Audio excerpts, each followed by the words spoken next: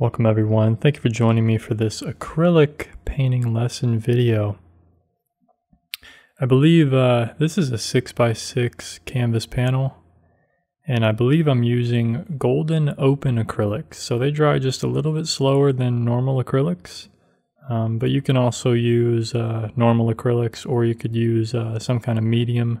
You can actually use the golden open medium as well. I'll post a link down below in the description. You can use that medium and just add it in a little bit to your regular acrylics, and it will let them dry a little bit slower. Make them dry slower so you have longer time to blend the paint around.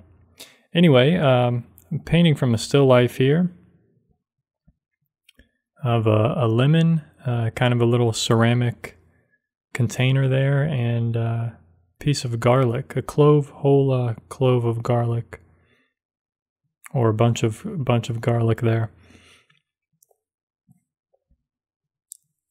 So I'm starting out by painting the objects. This is the most important kind of aspect of this still life, the scene, are these objects. So I wanted to kind of get the local color correct, the light and the shadow correct on each object. So I did the lemon first. It looks like the lemon still needs just a little bit more work, but you can see I didn't finish one area and then move to the next. I kind of just slightly blocked in each one, and now I'm moving into the background, which I'm painting a gray background and a gray foreground underneath the objects, as you'll see as the painting progresses. So I'm just using a small brush, like a number 4 filbert bristle brush, and now I'm just watching the edges there, making sure that trying to keep that object with the correct edges, softening some of the edges here and there, just creating a little bit of interest. And one thing I noticed when I set up this still life is that lemon was really reflecting back onto that ceramic object. So you'll see as this painting progresses that I kind of exaggerate the glow of the lemon, and it's just something fun that I was playing around with. And you know, with these still lifes, I was doing them almost every day when I was painting with acrylics a few years ago. This is a video from, I think, around 2015 when I painted with acrylics. So now I'm blending some of the shadow there on that ceramic object. So you just want to watch your values. You can always get darker. I tend to, as you notice in this painting so far, I don't have any really dark values yet. I'm kind of working my way towards the darkest values, and also working my way toward the lightest values. So you can see right there on that lemon, I'm starting to add the light of the lemon. So I'm slowly working towards the light. I kind of started in the midtones, and then I moved to the little bit darker shadows, and now moving into the light. So I'm just working my way to the extremes in the values.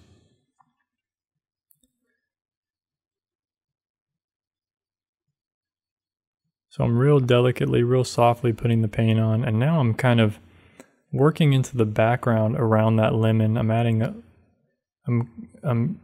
adding some yellow to that gray and blending it in, and this is just going to make the lemon look like it's glowing a bit.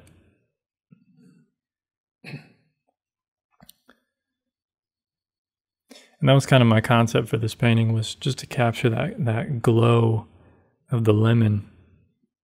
Excuse me. And kind of just play around with that kind of lighting effect.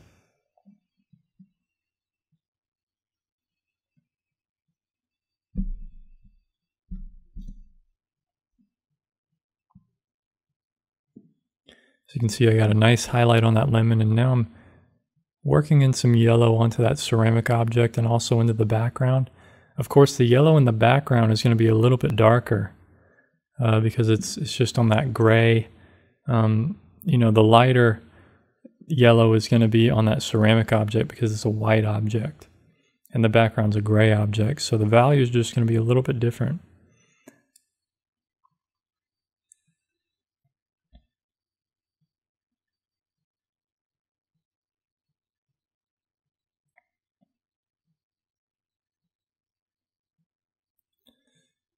So now before I finish any object, I might have finished the lemon there. I might need a little bit more work on it. But before I finish any other object or work on anything else, I'm working on this foreground, which is it's basically my background, but it's sitting underneath the objects. It's the same sheet. I just have it flowing down off the table in front of the object. So I'm just kind of blocking that in first, getting some of the darker shadows in. And then I'm going to add light on top of that here in a few seconds or a minute or so. It's just a lighter gray mixture. I'm just adding more white to the gray. And depending on your light source, if it's a warm light, you're going to add more reds and yellows into the light. If it's a cooler light, you'll add more white, more blue into your color mixture there. The particular light I was using to light up the still life, and I'm going to show that still life at the end here, at the end of this video. The light I'm using is kind of a neutral white light. 5500 K is the temperature of the light, 5500 K. So it's a very white, neutral type of light. A warmer light would be like a 2300, 2200 K. And kind of the cooler lights are up near the 8,000, 9,000 K. Those have a lot more blue in them.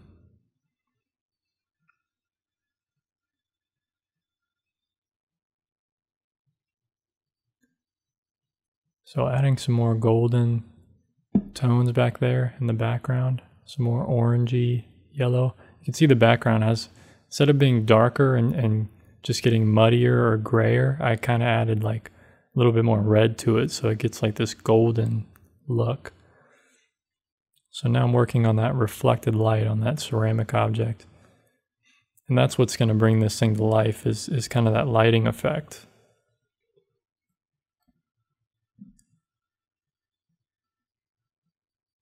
So I'm also reflecting it down onto the sheet, into the foreground there a little bit. So it almost looks like the light is emanating from this lemon. That's kind of almost what I was going for here for the most part. But it was just something I saw when I set up the still life, that it just looked like that lemon was glowing onto that ceramic object. So I thought, you know what, I'm just going to exaggerate that a bit and see what happens. So this is something you can do. Setting up still lifes and painting from life is a huge help. It's way different than painting from a photograph or painting from your imagination. Painting from life is just a completely different experience. And it really helped improve my work over the last few years, doing these still lifes every day that I used to do. I'm starting to paint outdoors and do some plein air, paint from life that way. I also draw every now and then from life as well in my sketchbook. But I found painting these still lifes, it really helped me increase the quality of my work, because with the still life, you're able to control all the elements. You can control the light, you can control the objects, you can control the background, the foreground, the colors. But when you go and paint outside or paint from life, the light changes very quickly, and the weather changes, the elements change, everything is always constantly changing, and it can be very difficult, very frustrating. So painting these still lifes is a good way to understand values, to begin to understand lighting effects, how to use your materials. It's just, overall, it's just great for practicing and improving the quality of your work. So here I'm working on the garlic a bit, and I'm kind of just playing around. I'm trying to figure out, like, what do I want to do with this garlic? So I'm just kind of was blending it into the background a bit, seeing if I could push it into the background just a little bit there. And what I mean by that is the shadows, the light on the garlic's going to be darker and the shadows are going to be lighter. So there's less contrast than the other objects. So you can see I'm still kind of just playing around with that, figuring out what I want to do with it, softening some of the edges there right into the background, kind of creating a lost edge, just losing the edge there. Adding a highlight on the lemon now, and that's what brings it to life. See, when you're able to reserve your values so that you still have those highlights left to paint, it shows you how dark these objects actually really are. You know, we tend to think they're lighter than they actually are. And see, that's a white object, and we can see that it's actually not white. It's not white straight from the tube. It's actually some kind of tan color. And then the highlights are almost white straight from the tube.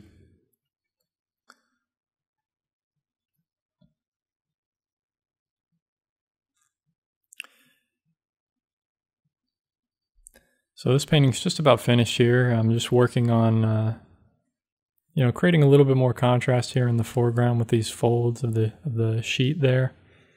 And just trying to draw your eye up to that lemon and those other objects.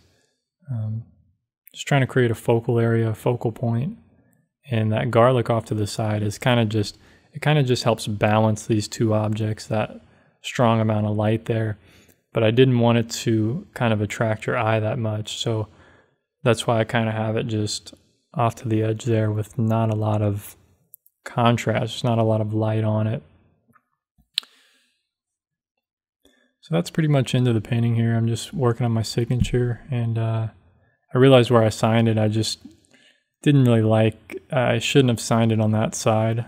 Sometimes with these smaller paintings, signing it can be difficult, figuring out where to sign it so that it doesn't distract from your painting.